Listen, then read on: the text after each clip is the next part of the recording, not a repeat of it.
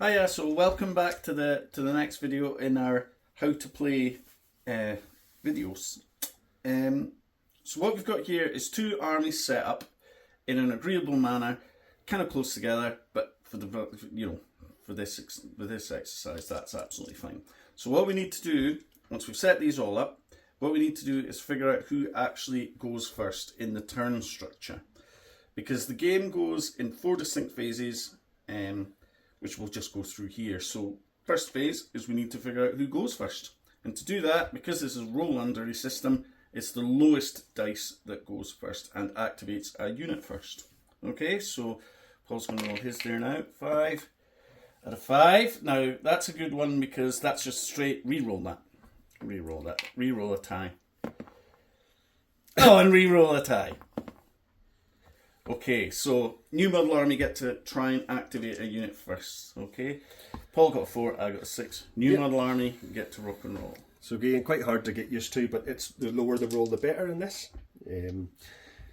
So how do you issue orders? As Ian has mentioned, the game turn is 4 distinct phases. The first one was the initiative phase. Now we're moving into orders and activating. So I have on my New Model Army side a unit of pike and a unit of dragoons. I choose one unit that hasn't attempted to activate yet this game turn, and I issue them an order. So in this case, I'm going to choose my block of pike and I'm going to issue them a move order. We will run you through the specific order types that you can issue to units. But effectively, to issue an order, as we mentioned in the last video, I am rolling 2 dice and I'm comparing it to my competency value, which is found by looking at the experience and training of the unit on its unit card. Now, New Model Army are relatively well trained and experienced, so they have a value of 4 in each of those. Adding them together, we know they are competency 8. So I'm looking to roll equal to or under 8 on my 2d6. So I issue the order, move up the road, and I roll the dice. Now I've rolled snake eyes, so that is a 2 and it is less than the 8. So they are successfully issued the order. Now we'll show you more on movement later, but essentially they will move up the road.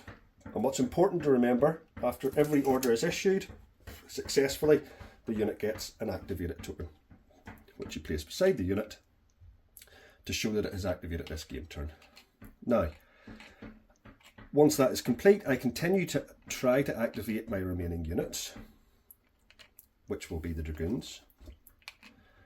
And I continue to do that until I actually fail to activate a unit. So, for the purposes of the tutorial, we will say that I have rolled my order for the dragoons, so I'm going to order them to shoot directly in front of them here.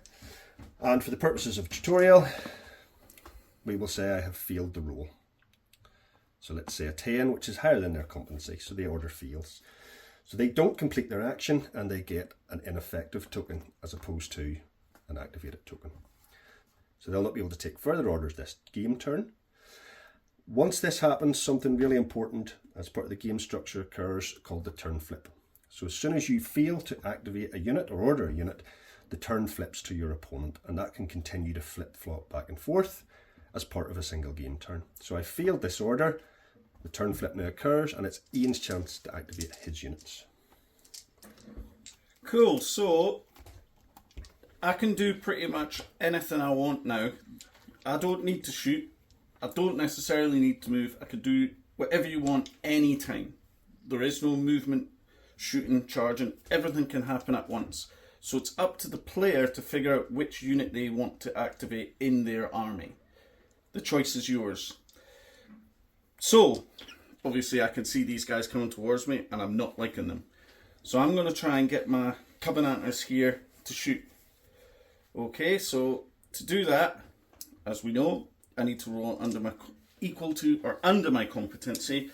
Now this is quite late, so these are obviously not the Covenanters that started in the early war. These guys have not very much experience and they're not very well trained. These are a little bit more raw, let's say. So they're experience 3, training 3, so that is a competency of 6. So I'm rolling 6 or less on this.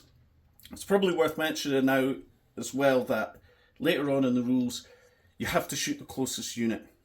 So I am obliged to shoot at the closest threat. That is those damn pikemen. So here we go. Let's see if we can get this shot off. which I have not done.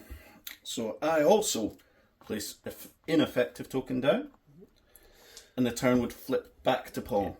So it's really important to mention here, guys, that I have now run out of units. So this will occur sometimes in the game turn. Because I have no units left to attempt to order, Ian can continue now to try to activate his remaining units, whether they activate or are ineffective, and he must go through each unit. You have to order a unit. So I have no units left, Ian, so that means turn does flip back to you, and you get to try and order your last unit. So I would elect to shoot the flame gun. So I'll try and shoot that, and I failed on that one as well. So that is them done. So yeah, bad turn. Bad turn. Need some command and control in here, funnily enough. Absolutely. So that's phase 2, guys, is this flipping of orders and activations. It then proceeds to phase 3, which is where the game turn ends, and you've just seen that actually play out because one of us ran out of units. So phase 3 is how that comes to a natural conclusion, and then we move into phase 4, which is the tidy up phase, which Ian can take us through. I might as well, because I've got loads of ineffective units. So in this game, the tidy up phase removes all counters. The way you know a game has finished is only when every unit has a counter next to it, so you can see how things are going and when you are finished. Ineffective units aren't completely out of the fight. Now this can be a blessing and a curse, because what you have to do for ineffective units is do a little, well, we're calling it a squiggle move. It basically means you have to move that unit half its move in any direction, so you can go closer if you wish, you can run away if you want, sideways, any way you want, but what you can't do is stay in the same place. Now this is for if your units are holding a hedge line or such like. So they've had this hedge line, now they've seen this threat, ineffective, now they might just bolt, which means that you can't just hunker down. If you fail, then you have to move, so it means these guys are coming backwards. Okay, so they're coming back, they're 4 inches. And sadly, the frame gun ineffective too, so it's obliged to move as well, so it's got to go back. And that's my ineffective done. Now Paul would move his ineffective dragoons. Now he's coming forward with his guys, with his little squiggle move, so he's coming chasing me down. 4 inches up the table. Up they come. And then all tokens off. All tokens off, and we're back to seeing who goes first. Yeah, for the second game turn. Oh, it might be me. It is me. And then it would go to me to attempt to activate some of these guys.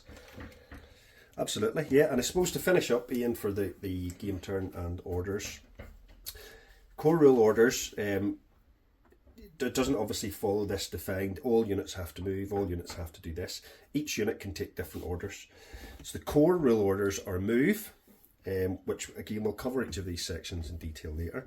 You have a run, a reform, a skirmish action, a stand order, a shoot order, a charge order, and a rally order. But we'll come through those in the appropriate section as we move on. But that's it for now. We'll be back with the next video on different types of movement.